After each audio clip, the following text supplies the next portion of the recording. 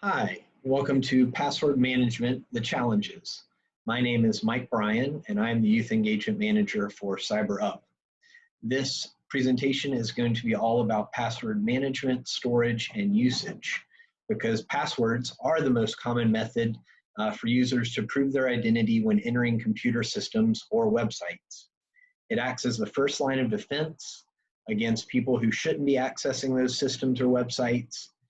So it's important to maintain the effectiveness of this line of defense by practicing a good password policy. With everyone using information technology in our daily lives, there are also an ever-increasing number of accounts and passwords that we have to remember and manage. The choice of passwords used for different information systems presents a problem. On one hand, if the same password is used, an intruder could gain access to all of your systems. On the other hand, when different passwords are used for different systems, users may have the tendency to choose easy to remember or weak passwords, or even write them down, which would again make the systems less secure. There is also a higher chance of users forgetting their passwords, increasing the need for user support for password resets.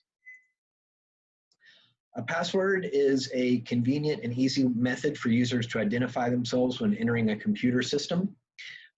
And in this slide, you can see that passwords are like underpants. You want to change them often, keep them private, and never share them with anyone. So once you are trying to enter the system simply requires the user to present something she knows as proof that she is actually who she claims to be. This is easily implemented, but at the same time, the password approach is subject to a number of security threats. So I'm going to go over about 4 different threats that can happen to you when inputting your password or trying to use a password. The first one is called an over-the-shoulder attack. This is when someone is standing behind you over your shoulder or has a camera that's pointed over your shoulder at your keyboard, and they can track what you are typing in for your login credential and your password. Then there's another one called brute force attack.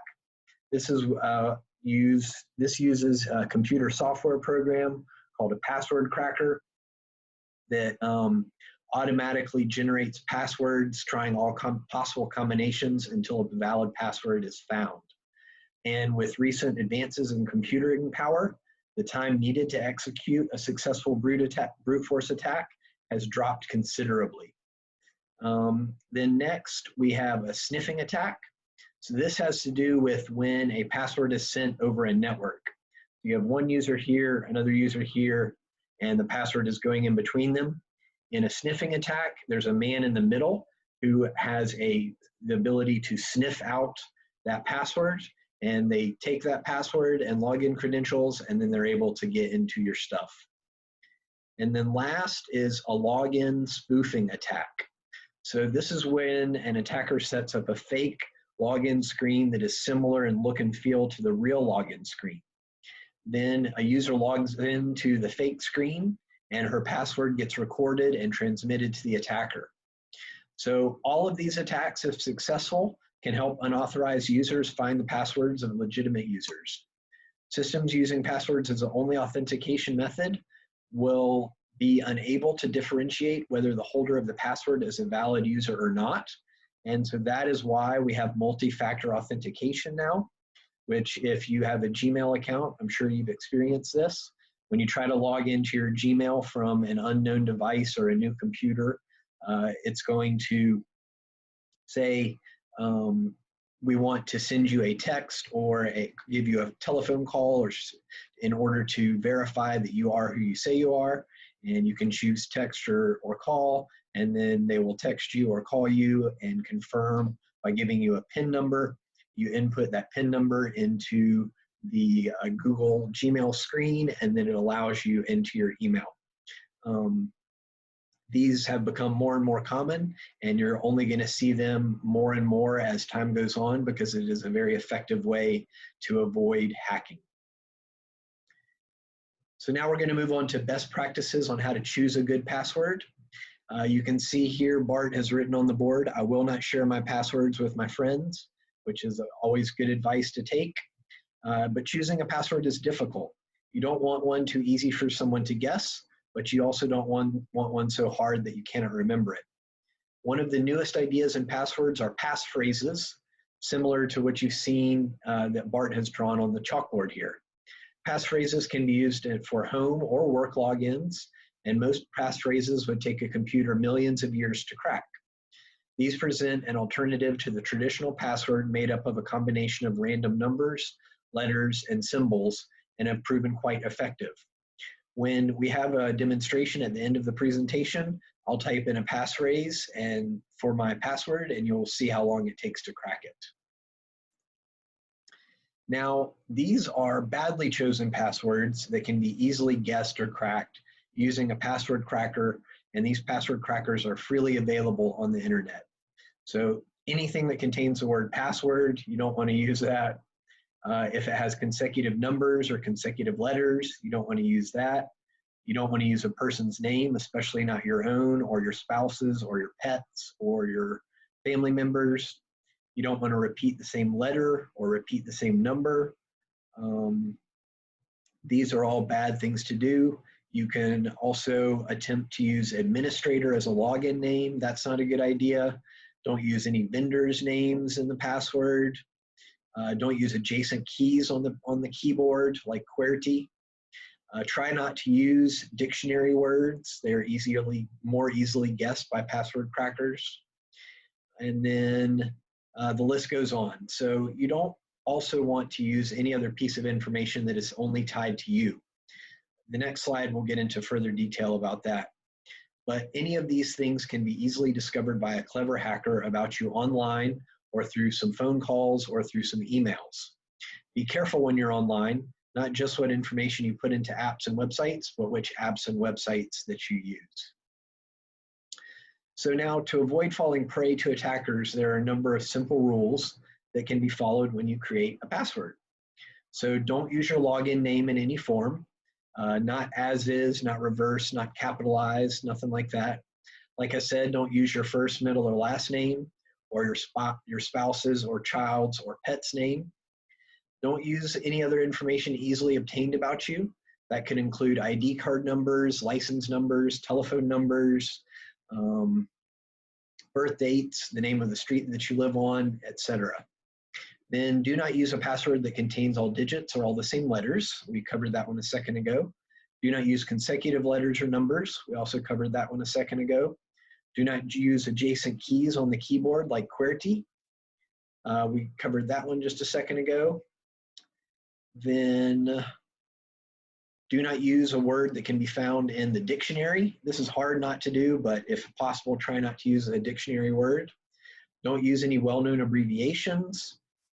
And do not reuse passwords at all. So if you used a password one time, consider that password trash.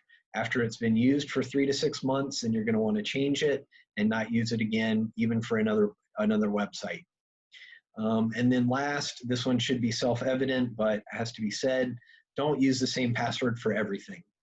You need to have a unique password for each individual website, program, software, social media, whatever it is that you're using. You need to have an individual password and login credential for each one. Then here are some do's when you're making a new password. Do use a password with a mix of at least 12 mixed case alphabetic characters, numerals, and special characters. Use a password that is difficult to guess, but easy for you to remember so that you do not have to write it down. And then use a password that you can type quickly without having to look at it so that you can prevent those over-the-shoulder attacks like I talked about a minute ago. Things to note when handling passwords. These are all don'ts as well. Do not write down your password, especially on a Post-it note on your screen or on your desk. That is probably the worst way to store a password. Don't tell or give out your passwords to other people, even for a very good reason. It might seem like it's the easiest thing to do sometimes, just to give someone access to your email or your social media account or whatever it might be, but it's just not a good idea to share that password at all. Like I said, don't display your password on the monitor. If you are sending your password via email or across a network, you want to make sure it's encrypted or coded so that the information that's traveling across that network is not plain text, your login, your name, and your password. You want to make sure that all that gets coded into some form of encryption so that the end user has to decrypt it in order to get the information out of it. Then this is kind of up in debate. Do not use the remember your password feature associated with some websites and disable this feature in your browser software. I actually use Chrome to store my passwords, and I have never had any issues with it. The only problem that can happen, and this has happened to me, is if you do get hacked, then you have to go in and change literally every password that Chrome has stored, or delete all of them that Chrome has stored in order to keep that hacker from getting into your stuff.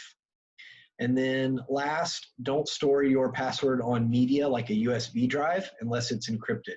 So if it's in code, like I said, when you're sending it across a network or sending it in an email, if it's coded and encrypted, then it's fine to store it on that USB drive. If not, then you should totally avoid that. And here are some more do's. Change your password frequently, at least every 90 days. Change the default or initial password the first time you log in on any device. This goes for any software, any device, and especially for routers. People are really bad about not changing the password and login credential for routers. Usually routers are set as admin or administrator, and then they give you a password. As soon as you get that router hooked up, you want to go into your computer, type in the IP address of the router, change the login credential from admin or administrator to something that you can remember, and then change the password to something that is hard for other people to guess, but something that you can also remember. And then last, change your password immediately if you believe that it has been compromised. And once you've done that, notify your system or security administrator for follow-up action, just in case other things need to be done to protect your vital information and data from the hack.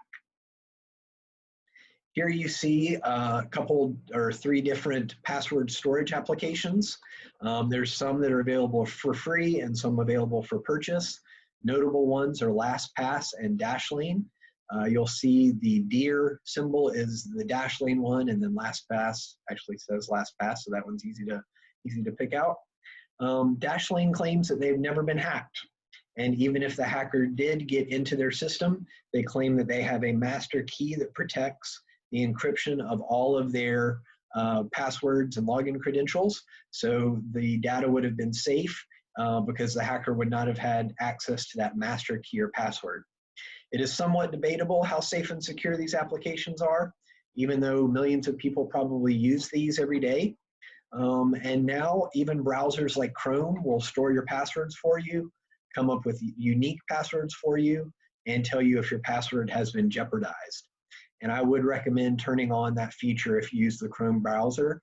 Turn on that feature to tell you if your password has been jeopardized, because it will check your password against the dark web and against hacks and breaches that are listed online, and make sure that your password is not anywhere to be found. Some of the best password managers of this year are number 2, Dashlane, number 3, Kaspersky, number 4, McAfee, number 5, Avast, number 8, LastPass. Those are all pretty well-known cybersecurity companies or computer security companies that can be trusted, and you can be sure that your passwords are pretty safe with them. And even if they did get hacked, that they are all the passwords are encrypted, so the person wouldn't be able to get the information anyway. The rest that are in that list are highly rated, but I do not know anything about them. So I would say if you're interested in any of the other password managers on that list, just do some research through Google and read some reviews and some recommendations and see which one makes the most sense for you.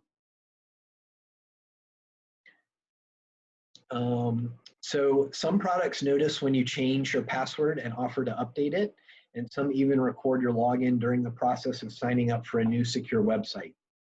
Those who are already using a password manager may find that the grass looks greener in the other app, meaning that it may seem like one app is better than the other, when in fact they're all about the same. And most password managers include the ability to export your saved data or import from other products so that you can switch between password managers very easily. And now this last screen, we have 3 different websites here. We're going to go to each one, and I'm going to show you. This one is called How Secure is My Password? This was my old work email password or work computer password. It would take 837,000 years for a computer to crack that.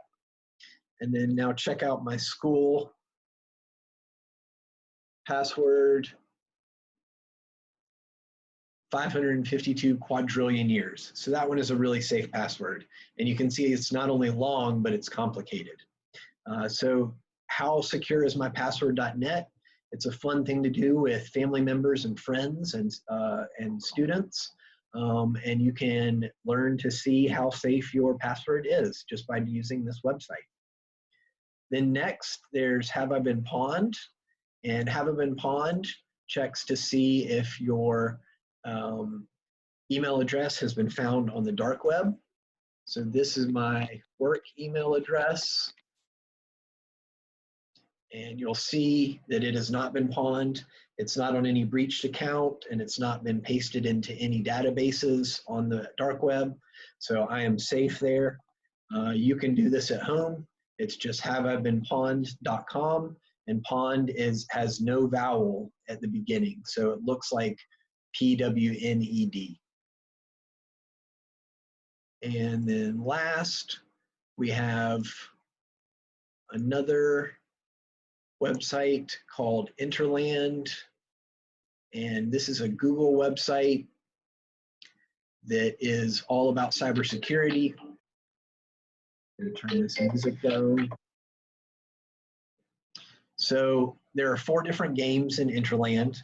This one is called Reality River, Don't Fall for Fake. So this one tests you and checks you on spotting phishing emails and scams online to not fall for those.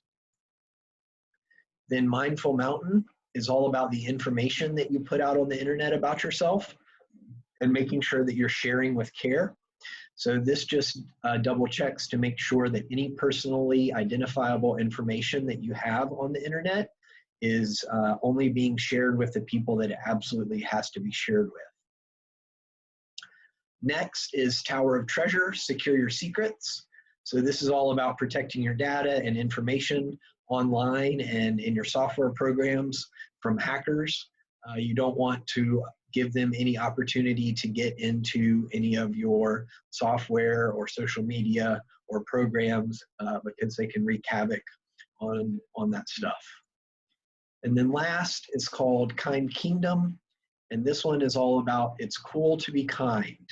So this one is about not being a cyber bully and having good cyber ethics when you're online. Now this website is really easily found. All you have to do is Google Interland, and then it'll come up with this blue screen. It'll give you a little introduction, and then it'll take you to the 4 different games that you can play to be a confident explorer of the online world. And here we go. You can see again, there's your main character, and here are the different games that you can play. So I just want to say thank you for joining my presentation today. I hope that you learned some valuable information about your passwords, how to store them and how to use them, and what not to do especially is important with passwords. So thank you for joining me, and have a nice day.